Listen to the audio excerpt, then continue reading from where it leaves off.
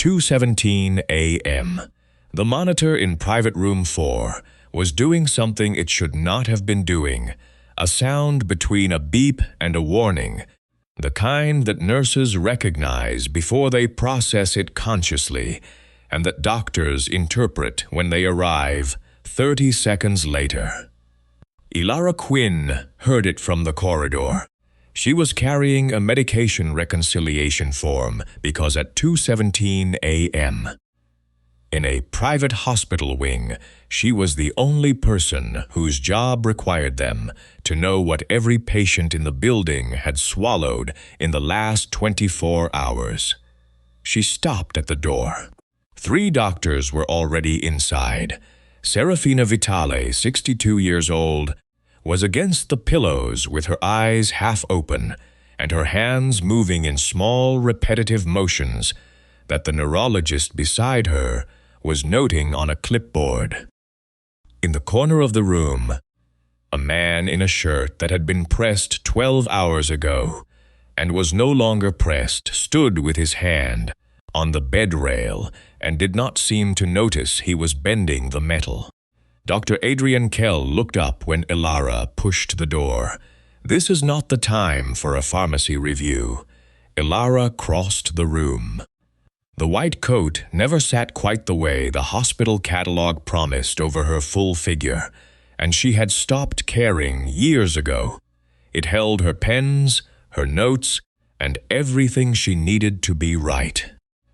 She set the medication reconciliation form on the tray table and placed beside it a single white capsule she had removed from the bottle on the medication cart in the hall. She said, "Then make time." Matteo Vitale looked at her, the specific look of a man who controlled hospital wings, controlled who entered rooms, controlled the particular temperature of silence that fell when he decided a conversation was over, and who was now looking at a woman who had walked through all of that as if it were not there. She pointed to the capsule. "Your mother isn't declining," she said. "She's being dosed." The monitor continued its complaint. Dr. Kell said, "With what, precisely?" "Something designed to look exactly like the side effects of medications she was already taking." Elara looked at the pill organizer on the bedside table, the blue plastic kind. 7 days of compartments, morning and evening, and it's been entering her system through the one thing in this room that none of you have questioned. Matteo's hand released the bed rail. She said, "That bottle came from your family's own clinic, Mr. Vitale. Cut to 3 days earlier. The hospital pharmacy at night ran at a different pace than the rest of the building. Not slower, quieter. The kind of quiet that came from precision rather than stillness. Elara moved through it the way she moved through all her working hours, methodically, annotating in blue ink, checking the things that were easy not to check because they had been checked before. She was in the middle of an inventory review when Serafina Vitale was admitted to the private wing. She knew because the hallway outside the pharmacy window changed. 2 men in dark coats appeared, then 3. Then the hospital administrator appeared from the direction of his office, looking like a man who had received a call he had been told might come someday, but had hoped would not come tonight. Elara put down her pen and pulled up the incoming patient file. Serafina Vitale, 62, admitted with cardiac irregularities, tremor, intermittent confusion, nausea. Previous admissions, none. Current medications, 7. Attending physicians, 3. She read the medication list. 7 drugs for a woman with no prior hospitalization history was not unusual for her age and presented conditions, but 3 of the 7 had been sourced from a supplier whose distributor code she did not recognize. The 4th, a cardiac supplement listed simply as a proprietary compound, had no NDC number at all. She added a note to the reconciliation form and took it upstairs. The private wing at that hour had the specific atmosphere of a room in which several powerful people were managing the same fear while pretending not to know each other's faces. Dr. Kell was speaking in a low voice to a colleague, a cardiologist, judging by the conversation. Something about QT intervals and potassium levels and the specific hedging language of someone who had a theory and did not yet have enough data to commit to it. Elara waited until he paused. "I need to see the home medication bottles," she said. "Whatever she was taking before admission, and the pill organizer. We have the medication list. A list tells me names. The bottles tell me where they came from." Dr. Kell looked at her, the way busy people look at interruptions they have decided are smaller than themselves. "We are managing a complex cardiac presentation, Miss Quinn. The pharmacy can fill whatever orders we write." "Then you should want to know what entered her bloodstream before complexity became your problem." He held her gaze for a moment. Then he turned back to his colleague. Elara did not leave the room. She had heard a version of that sentence before. 3 years ago, at a different hospital, another attending had told her almost the same thing, that the pharmacy could fill whatever orders were written, that her job ended at the counter. Minutes before a patient received a medication she had flagged twice in writing. The chart had called what happened next an adverse event. Elara had called it what it was, a warning nobody wanted, because it had come from the pharmacy and not from a man with a longer title. She had not been wrong that time either. She had simply not been listened to in time. She did not intend to let that happen twice in the same lifetime. Matteo found her in the corridor, outside the room 20 minutes later. He did not ask who she was. He said, "The pharmacy is downstairs." "Yes, then why are you up here?" "Because the medication list your mother's doctors are working from has 3 sourcing gaps and a compound with no registered number." She held up the reconciliation form. "I'm not trying to treat her. I'm trying to understand what she's already been given." He was quiet for a moment. The controlled quiet of someone deciding which category a situation belonged in. Who prepared her medications at home? Elara looked at him. He said, "That's a family question. It is also a pharmacy question. Medicine does not become safe because someone important swallowed it." Something shifted in his expression, not agreement, not quite. More like a door that had been pushed and registered the push, even if it didn't open. He did not answer her question. But he did not tell her to leave. Serafina was awake for 11 minutes around midnight.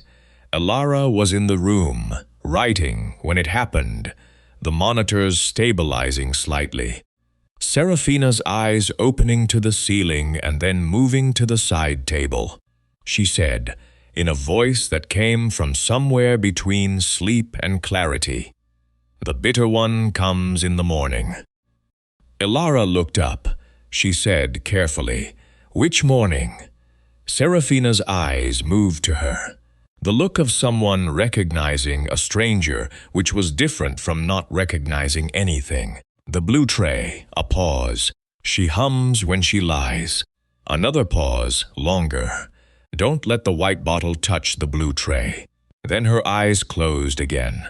Elara wrote all 3 sentences exactly as they had been spoken, with a timestamp, and put a circle around them in the margin. The home medication bottles arrived the following morning. A family member had brought them in a canvas bag. 7 bottles, one supplement container, and a blue pill organizer with 7 days of compartments. The morning sections half empty, the evening sections untouched. Elara took them to the pharmacy. She weighed the white capsule on the dispensing scale. Standard dosage for that medication ran between 220 and 230 milligrams. This capsule weighed 243. She looked at it for a moment, then at the bottle. The label was correct. The font was correct. The NDC number was printed correctly. The barcode was there. She scanned the barcode. The system returned. Inactive record. Lot number not in current distributor inventory. She checked the imprint on the capsule. The code pressed into the surface during manufacturing that identified the drug, dosage, and maker. Standard imprints were crisp and centered. This one was off-center by what she estimated at 0.5 millimeter.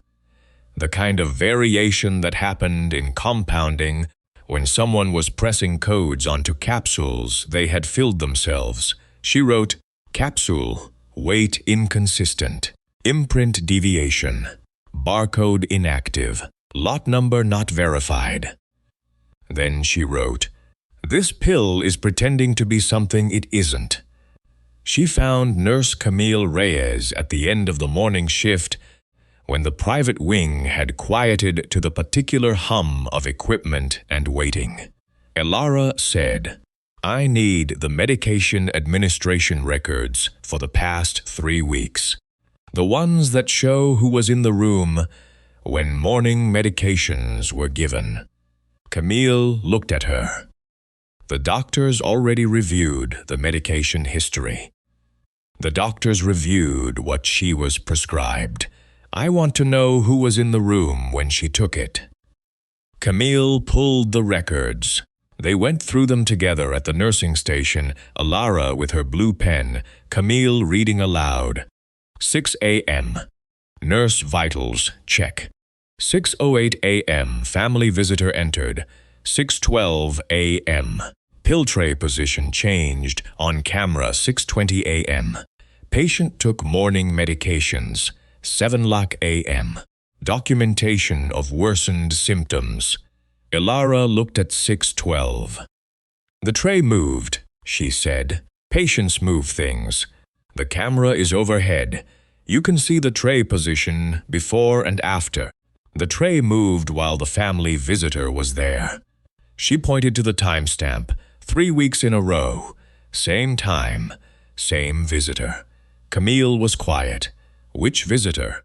Elara checked the log. "Bianca Vitale." Dr. Kell came by the nursing station while they were still bent over the printout. He read over Elara's shoulder long enough to find the line he wanted to argue with. "A 0.5 millimeter imprint deviation is not a diagnosis," he said. "No," Elara said without looking up. "It's a door. I'm finding where it opens." He didn't answer that. He took his coffee and walked back toward the elevators, and Elara noted, privately, not on the chart, that he hadn't told her to stop. Marco, the pharmacy technician on the overnight shift, had a photograph on his phone that he had not told anyone about. He had taken it 3 weeks ago because a delivery had arrived with a shipment label that did not match the purchase order in the system.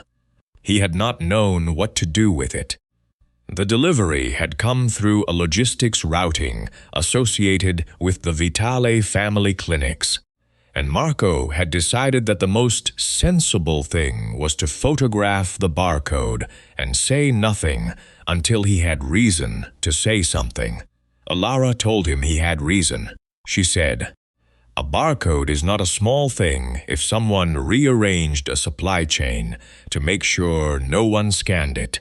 He sent her the photograph. The barcode traced to a batch sourced from the Vitale Family Charitable Clinic on the city's south side, a free medication clinic that distributed pharmaceuticals to elderly patients in the surrounding neighborhood.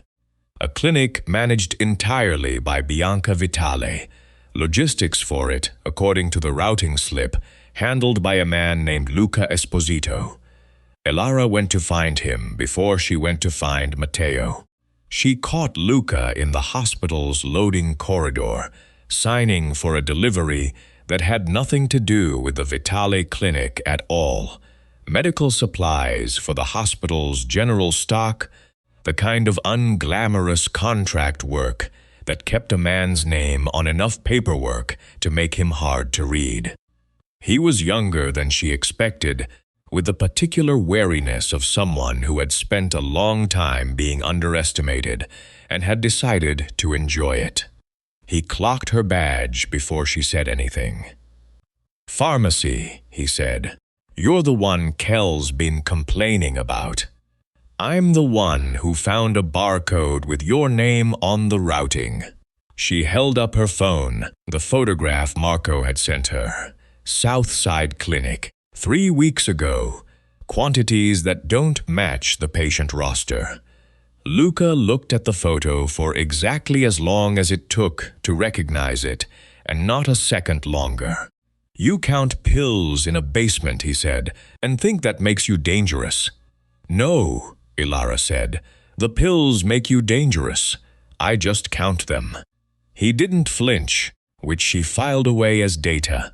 A guilty man performs innocence. An innocent man performs irritation. Luca was doing neither. He was doing math, calculating exactly how much trouble the routing slip could put him in, and the answer on his face was, some, but not the kind she was implying. "I move boxes," he said. "I don't open them. Whatever's wrong with that clinic's books, that's an invoice problem. Go find an accountant." "I will," Elara said, "right after I finish with the pharmacist's problem." She left him standing in the loading corridor, and she noted, the way she noted everything, that he had not asked what was wrong with his mother-in-law, or his employer's mother, or anyone at all. A man with something to hide about poison usually asked who'd been poisoned. Luca hadn't asked. It didn't clear him. It just told her which kind of guilty he might be. She brought the rest of it to Matteo that evening. Not all of it, not the conclusion. The evidence, laid out in the sequence she had built it, capsule weight, imprint deviation, inactive barcode, lot number, administration record, camera timestamp, delivery routing, and now Luca's name on the routing slip itself. He listened without interrupting, which was different from how he had listened to her 3 days ago. When she finished, he said, "Luca handles the clinic logistics. Luca's name is on the delivery routing. That's not the same thing as Luca knowing what was inside the boxes. I already asked him. Matteo's head came up. You went to him alone?" "I went to him in a hallway with security cameras and a badge that says I work here. I wasn't in danger. I was gathering information." She looked at the photograph of the barcode. "I think the medication that has been making your mother worse came from the clinic your aunt manages. I think the routine that placed it in her hands every morning is documented on camera. I think Luca moved boxes he didn't open. He said, 'You think Bianca.' I think we should go to the clinic before we say anything to either of them." He said, "I want to bring 2 people. You and me, possibly Camille, because she can read a cold chain log without it taking 20 minutes. She looked at him directly. "If the clinic is what I think it is, you do not want a hallway full of men arriving first." He was quiet for a moment. "You planned who was coming before you told me." "I planned it before I trusted you." He looked at her. Then, fine. The Vitale Family Charitable Clinic was the kind of place that photographed well. Clean, welcoming. donation wall with photographs of elderly patients, Bianca's name on a brass plaque beside the entrance, with a quote underneath about service and community that Elara read once and did not read again. The waiting room was closed by the time they arrived. The storage area at the back was not. Camille went to the cold chain log while Elara took the dispensing records, and Matteo stood in the center of the room with his arms at his sides, processing a building that bore his family's name and was telling him something he had not come here to hear. What the dispensing records showed: invoices for the same medication, the cardiac supplement, the one with no NDC number, dated across 8 months. Quantities ordered significantly larger than what the clinic's patient roster could account for. A secondary supplier code that resolved to a shell entity with a registered address that was a mail forwarding service. Cold chain log entries in 2 different pen colors, one of which Elara did not recognize from any standard clinic documentation. A compounding station in the back room, tucked behind a shelving unit, with empty capsule shells of a size that matched the capsules from Serafina's bottle. Elara laid the empty capsule shell beside the one she had photographed from Serafina's medication.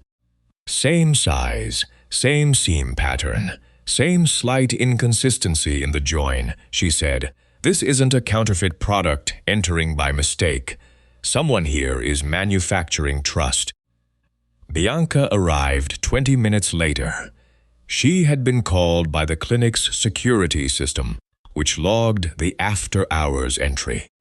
She walked in through the back door with the composure of a woman who had prepared for several versions of this conversation.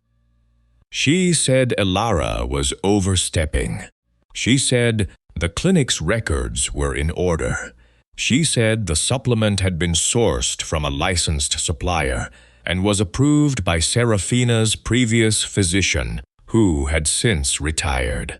She answered each point cleanly, without hesitation. Elara listened. Then she heard it. Faint, a low 4-note pattern. Repeated, the specific sound of someone doing something they were accustomed to doing while they talked. Bianca was humming. Elara did not react. She set the capsule shell on the table between them, and she watched Bianca's hands, which had been still until she placed it there, move very slightly toward the shelf behind her. That night, Elara wrote up the full report at the pharmacy workstation. She had sent 1 capsule to an independent laboratory under a chain of custody that routed through the hospital's research division, not through any Vitale-affiliated contract, because the one thing she had learned from the last 3 days was that this particular poison's most useful quality was that it had entered a system everyone trusted. The compound was not a named pharmaceutical. It was a synthetic mixture designed to produce cardiac irregularity, tremor, and intermittent cognitive disruption in doses too small to trigger a standard toxicology screen. Doses that would, in a woman already taking multiple heart medications, look precisely like what Dr. Kell and 2 specialists had been documenting for weeks. Side effects, declining health, age, stress. The symptoms had been written in advance by someone who understood pharmacology well enough to know which presentation was hardest to distinguish from natural deterioration. It was chosen, Elara wrote in her report, because every symptom could be blamed on something Serafina Vitale was already taking.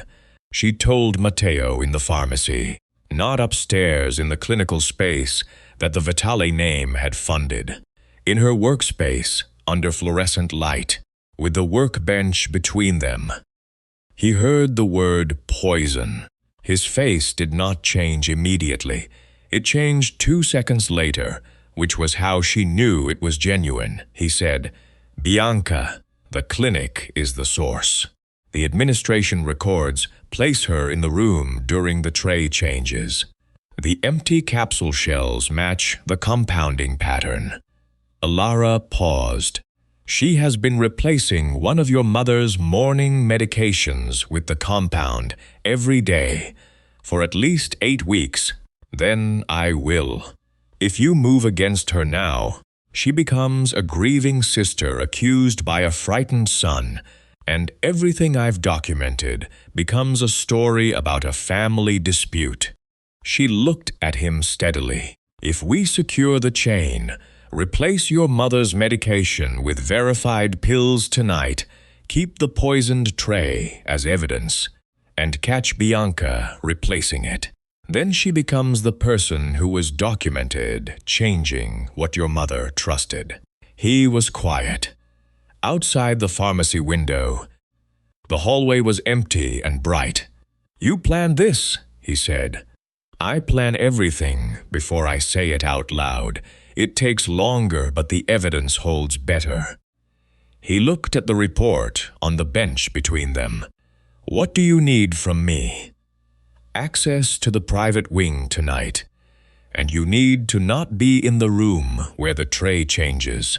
He said, "That is the hardest thing you've asked. I know." At 5:50 a.m., Elara replaced Serafina's morning medications with a verified set from the hospital's controlled pharmacy stock. She documented the lot numbers. She photographed the pill organizer before and after. She applied a tamper-evident seal to the tray that was barely visible unless you were looking for it. A fine adhesive strip across the junction of the compartment lid, in a color that matched the tray closely enough to miss at a glance.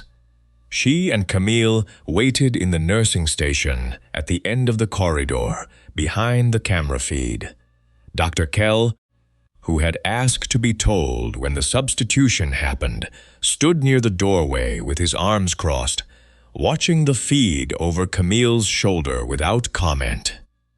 At 6:08, Bianca Vitale arrived. She greeted the overnight nurse by name. She asked about her sister's night.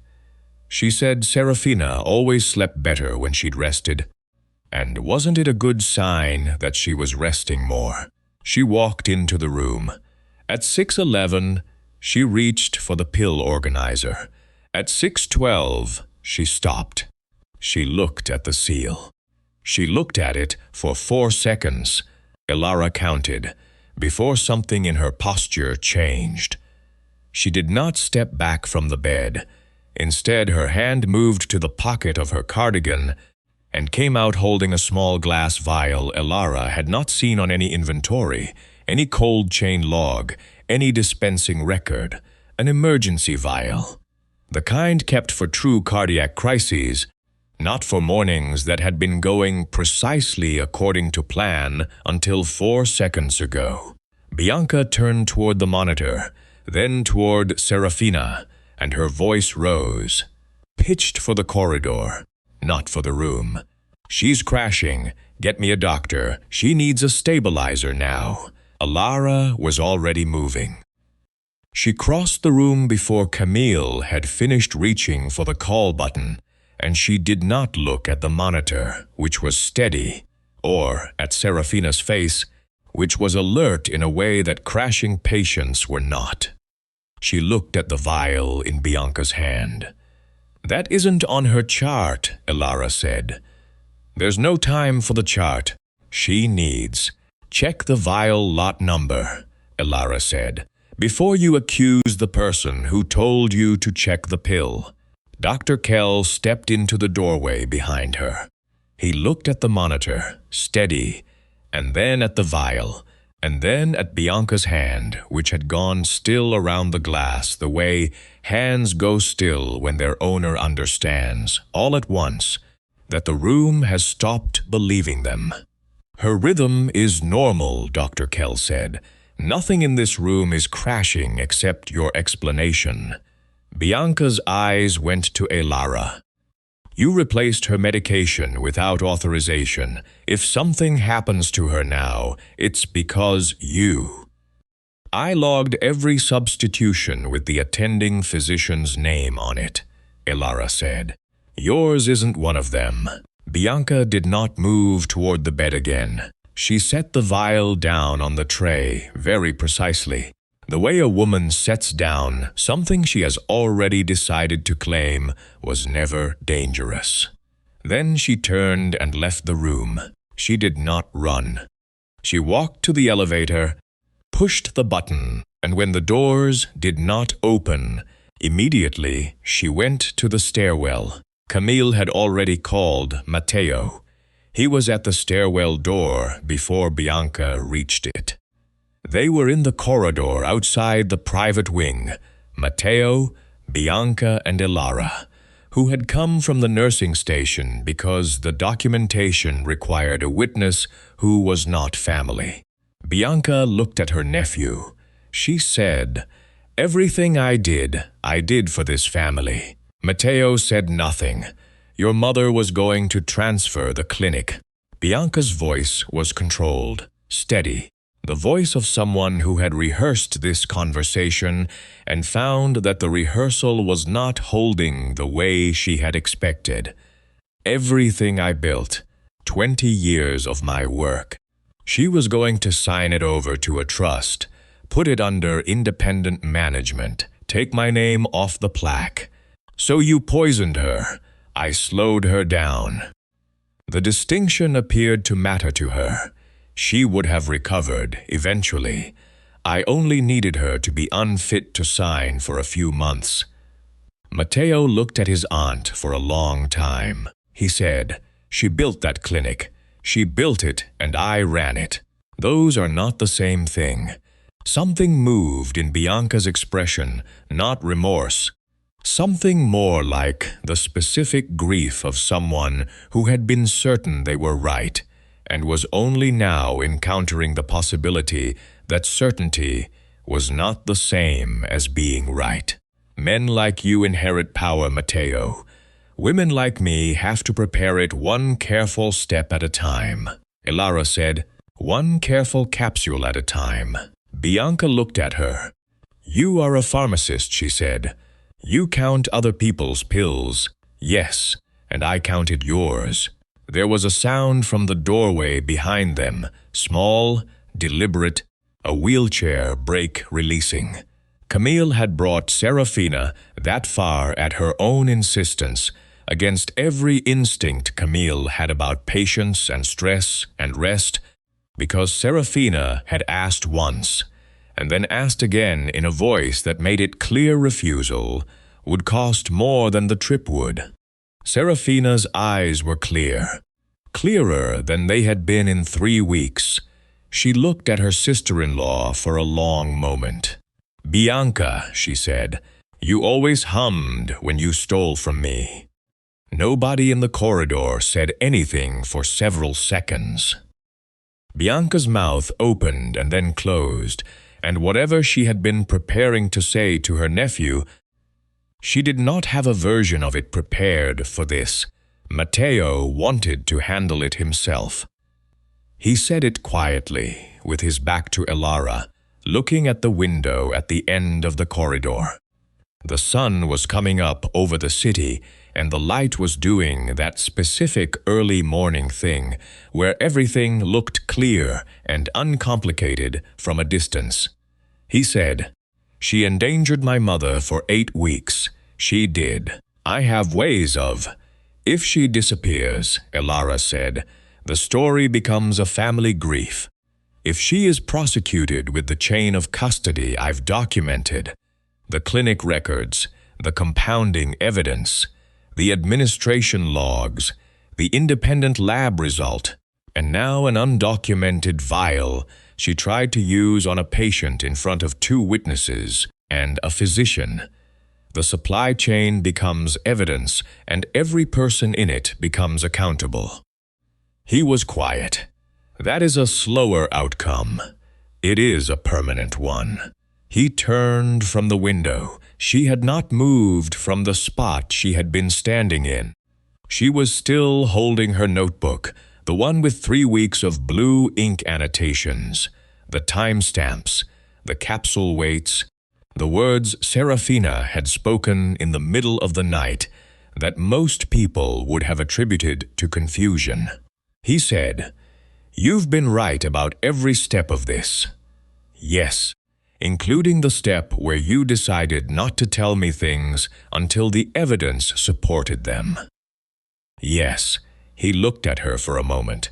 "Good," he said. The same word he had said when she told him she'd planned before trusting him. With the same weight. Bianca was taken from the hospital by 2 men who had been with the Vitale family for 12 years, and who looked, when they took her, like men who had been asked to do something that required them to ignore what they felt about it. Luca was called in separately. His involvement was the supply chain corruption, the kickbacks, the false invoicing, but he had not known what the capsules were for. The investigation would sort the gradations. Elara, reading the final summary days later, noted that he had not asked about Serafina even then. Some men stayed consistent in their indifference. It was, she thought, almost a kind of honesty. Dr. Kell came to the pharmacy at 9 in the morning. He stood at the counter and said, "I owe you an acknowledgement." Elara looked up from the inventory she was completing. "I was looking at the body after the damage had already begun," he said. "You were looking at the door it used."